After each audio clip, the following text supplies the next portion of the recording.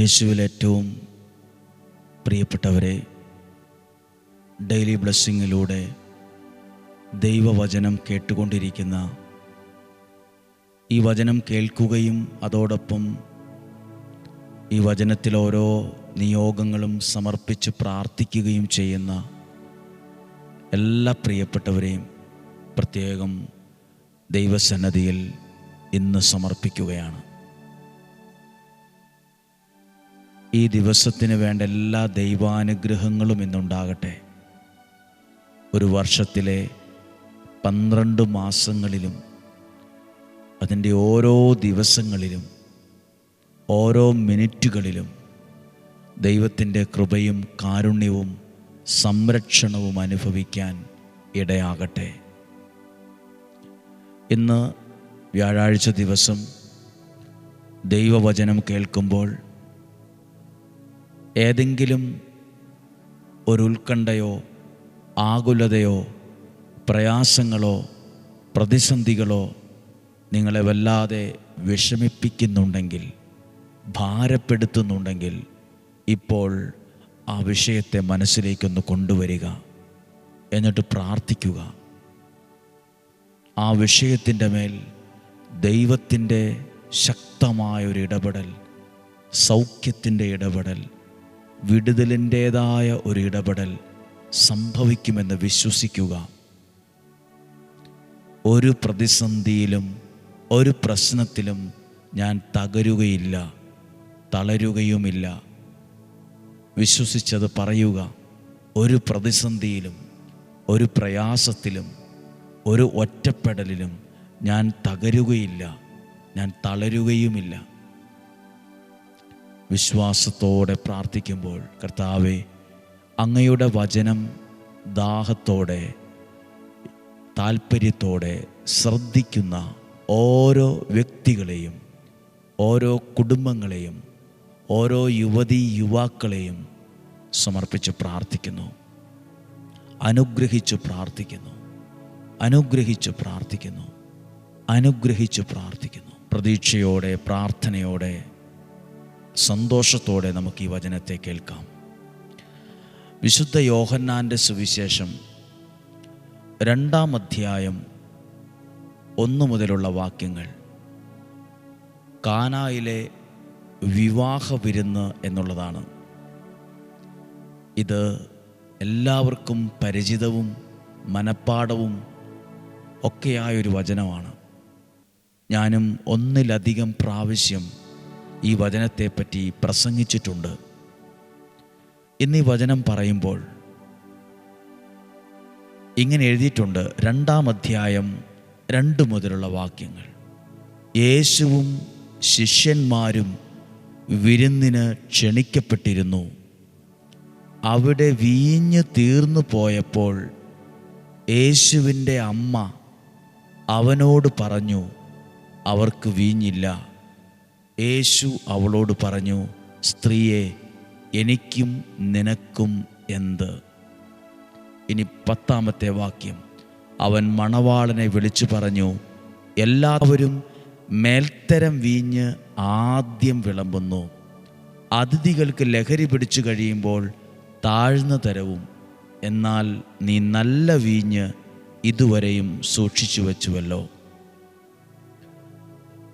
കാനായിലെ കുടുംബത്തിൽ ഒരു വിവാഹത്തിൻ്റെ ദിവസം, കല്യാണ ദിവസം, ആ വീട്ടിലുണ്ടായൊരു പ്രതിസന്ധിയെക്കുറിച്ചാണ് എഴുതിയിട്ടുള്ളത്.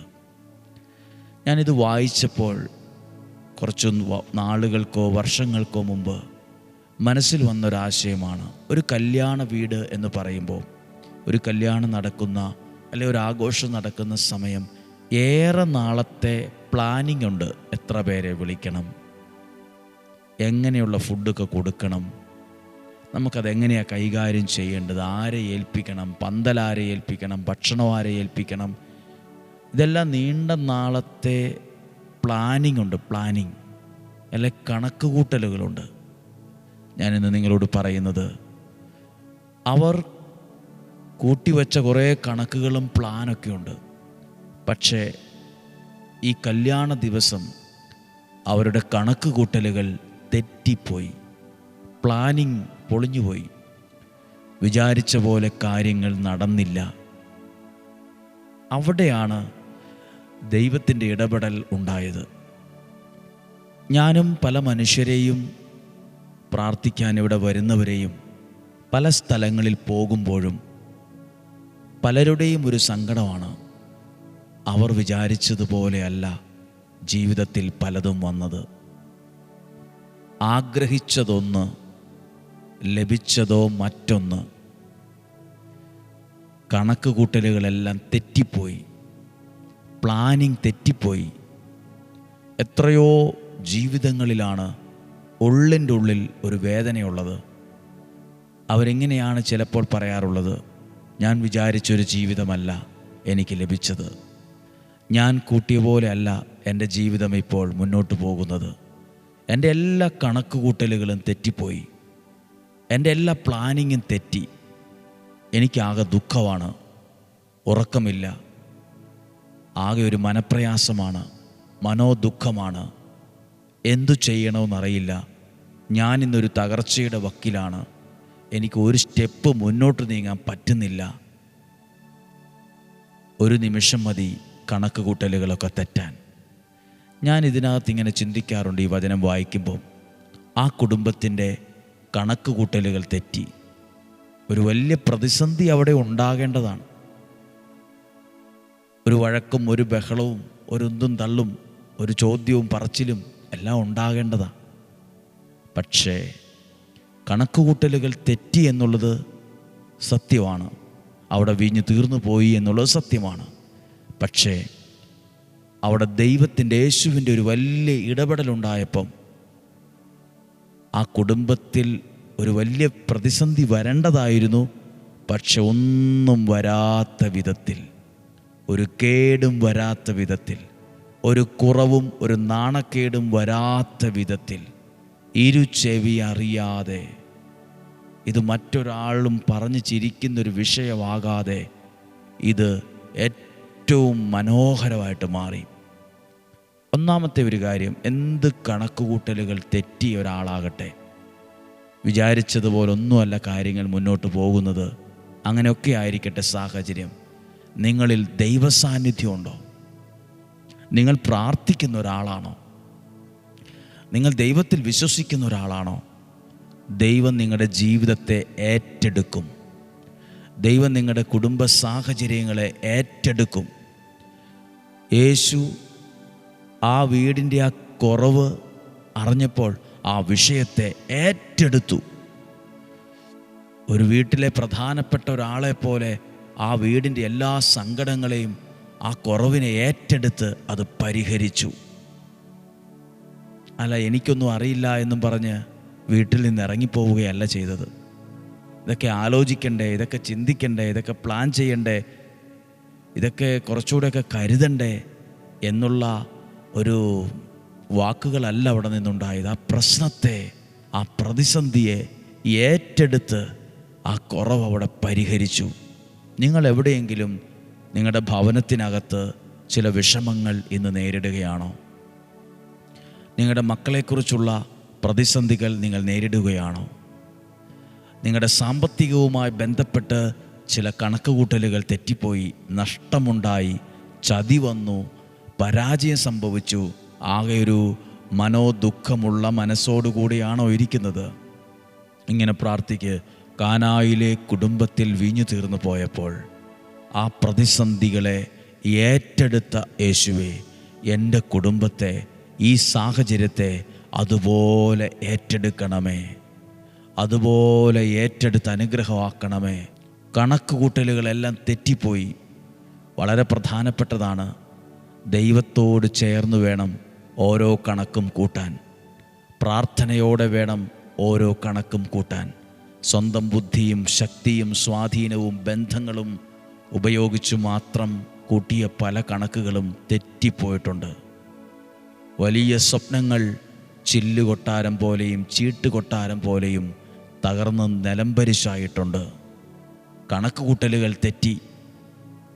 കണക്കുകൂട്ടലുകൾ തെറ്റി തകർന്നു പോയത് എപ്പോഴാണെന്നറിയോ?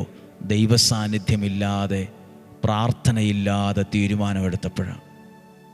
ഈ കാനായിലെ കുടുംബത്തിൻ്റെ കണക്കുകൾ തെറ്റിയാലും തകർന്നു പോകാത്ത എന്നറിയോ? അവിടെ ദൈവ സാന്നിധ്യം ഉണ്ടായിരുന്നു. അവർ യേശുവിനെ ആ വീട്ടിൽ ക്ഷണിച്ചിട്ടുണ്ടായിരുന്നു. ദൈവത്തെ ക്ഷണിക്കണം. എല്ലാ ദിവസവും ഡെയിലി ബ്ലെസ്സിങ്ങിൽ വചനം കേൾക്കുമ്പോൾ നിങ്ങൾ പറ, ഈ വചനത്തിലൂടെ യേശുവിനെ, ഈ വചനത്തിലൂടെ എൻ്റെ ദൈവത്തെ ഞാൻ എൻ്റെ ജീവിതത്തിലേക്ക്, കുടുംബത്തിലേക്ക് ക്ഷണിക്കുന്നു. ക്ഷണിച്ചു പ്രാർത്ഥിക്കണം. അവിടെ ഒരു പ്രതിസന്ധി ഉണ്ടായാലും കൃത്യസമയത്ത് ദൈവം ഇടപെട്ട് പരിഹരിച്ചുകൊള്ളും. കൃത്യസമയത്ത് ദൈവം ഇടപെടും. കൃത്യസമയത്ത് ദൈവം പ്രവർത്തിക്കും. കൃത്യസമയത്ത് ദൈവത്തിൻ്റെ ഇടപെടൽ നമ്മൾ അനുഭവിക്കാൻ കഴിയും. ഇന്ന് നിങ്ങൾ പ്രാർത്ഥിച്ച് ഈ ഡെയിലി ബ്ലെസ്സിങ്ങിൽ വചനം കേൾക്കുന്ന ചിലരെങ്കിലും ജീവിതത്തിൽ പ്രതീക്ഷകൾ നഷ്ടപ്പെട്ടവരായിരിക്കും. കണക്കുകൂട്ടലുകളൊക്കെ തെറ്റി ഇനി എന്തു ചെയ്യും എൻ്റെ ജീവിതം എന്ന് ചിന്തിക്കുന്നവരായിരിക്കാം. പഠിക്കുന്ന കുഞ്ഞുങ്ങളായിരിക്കാം, കോളേജിലുള്ളവരായിരിക്കാം, ഹോസ്റ്റലിലുള്ളവരായിരിക്കാം, വലിയ ബിരുദാനന്തര ബിരുദത്തിന് തയ്യാറെടുക്കുന്നവരായിരിക്കാം, ബിസിനസ്സുകാരായിരിക്കാം, കൃഷിക്കാരായിരിക്കാം, മക്കളുടെ വിവാഹത്തിൻ്റെ കാര്യമാകാം, വീടിൻ്റെ കാര്യമാകാം, ആരോഗ്യത്തിൻ്റെ കാര്യമാകാം. ജീവിതത്തിലെ കണക്കുകൂട്ടലുകൾ തെറ്റിപ്പോയോ? ദൈവത്തെ ക്ഷണിച്ച് പ്രാർത്ഥിക്ക്. ആ കുറവിനെ ദൈവം പരിഹരിക്കും. ആ പ്രതിസന്ധികളെ ദൈവം പരിഹരിക്കും. ആ കുറവ് ജീവിതത്തിൽ നിന്ന് മാറിപ്പോകും. ആ പ്രതിസന്ധികൾ ജീവിതത്തിൽ നിന്ന് മാറിപ്പോകും. അവിടെ ഒരു ദോഷമോ ഒരു തകർച്ചയോ ഒരു നാണക്കേടോ ഒന്നും വരാൻ ദൈവം സമ്മതിക്കത്തില്ല. പ്രത്യേകം പ്രാർത്ഥിക്കാൻ പോവുകയാണ്. പല നഷ്ടങ്ങളും അനുഭവിക്കുന്നവരുണ്ട്. ജീവിതം നഷ്ടപ്പെട്ടവർ, കുടുംബം നഷ്ടപ്പെട്ടവർ, സന്തോഷം നഷ്ടപ്പെട്ടവർ, ജീവിതത്തിലെല്ലാ പ്രതിസന്ധികളെ ഓർത്ത് എന്നിട്ട് പറഞ്ഞ് പ്രാർത്ഥിച്ച്, ഈ വചനം കേൾക്കുന്ന എന്നിലൂടെ എൻ്റെ വീട് അനുഗ്രഹിക്കപ്പെടണമേ എന്ന് പ്രാർത്ഥിച്ച്, എൻ്റെ സഹോദരങ്ങൾ, കൂടപ്പിറപ്പുകൾ, അയൽവാസികൾ, ദേശക്കാർ അനുഗ്രഹിക്കപ്പെടണമേ. അനുഗ്രഹിച്ച് പ്രാർത്ഥിച്ച് എൻ്റെ പ്രിയപ്പെട്ടവർ, എൻ്റെ കുടുംബത്തിലുള്ള ഓരോരുത്തരെയും യേശുവിൻ നാമത്തിൽ അനുഗ്രഹിച്ച് പ്രാർത്ഥിക്കുന്നു എന്ന് പറ. അനുഗ്രഹിച്ച് പ്രാർത്ഥിക്കുന്നത് ദൈവത്തിന് പ്രസാദകരമാണ്. അത് ദൈവത്തെ പ്രസാദിപ്പിക്കുന്ന ഒന്നാണ്. പ്രാർത്ഥിക്കാൻ പോവുകയാണ്. ദൈവത്തിൻ്റെ കരങ്ങളിലേക്ക് ഏൽപ്പിച്ചു കൊടുത്ത് പ്രാർത്ഥിക്കുക.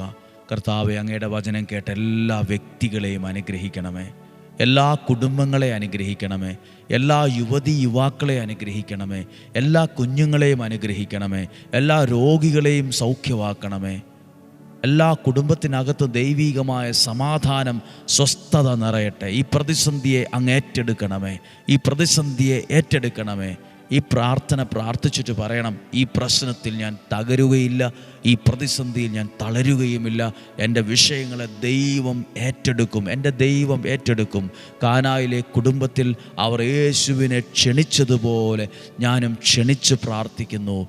എൻ്റെ കുടുംബത്തിലേക്ക്, എൻ്റെ ജീവിതത്തിലേക്ക്, എൻ്റെ പ്രതീക്ഷകളിലേക്ക്, എൻ്റെ നിയോഗങ്ങളിലേക്ക് അങ്ങയെ ക്ഷണിച്ച് പ്രാർത്ഥിക്കുന്നു. എൻ്റെ കുടുംബത്തിൽ, എൻ്റെ ജീവിതത്തിൽ അങ്ങുണ്ടായിരിക്കണമേ. കൃത്യസമയത്ത് അങ്ങയുടെ അത്ഭുത ഇടപെടലുകൾ സംഭവിക്കണമേ. നമ്മുടെ കർത്താവ് ഈശോ മിശിഹായുടെ കൃപയും പിതാവായ ദൈവത്തിൻ്റെ സ്നേഹവും പരിശുദ്ധാത്മാവിൻ്റെ സഹവാസവും നിങ്ങളോട് കൂടെ ഉണ്ടായിരിക്കട്ടെ. നിങ്ങളുടെ കുടുംബത്തിൽ ഉണ്ടായിരിക്കട്ടെ. യാത്രകളിൽ, തീരുമാനത്തിൽ ഉണ്ടായിരിക്കട്ടെ. രോഗങ്ങളിൽ നിന്നും, എല്ലാ അപകടങ്ങളിൽ നിന്നും, എല്ലാ ദുർമരണങ്ങളിൽ നിന്നും, മൂപ്പെത്താത്ത മരണത്തിൽ നിന്നും, ചതികളിൽ നിന്നും, നിരാശയിൽ നിന്നും, ആത്മഹത്യാ പ്രവണതയിൽ നിന്നും ഞങ്ങളെ സൂക്ഷിക്കണമേ.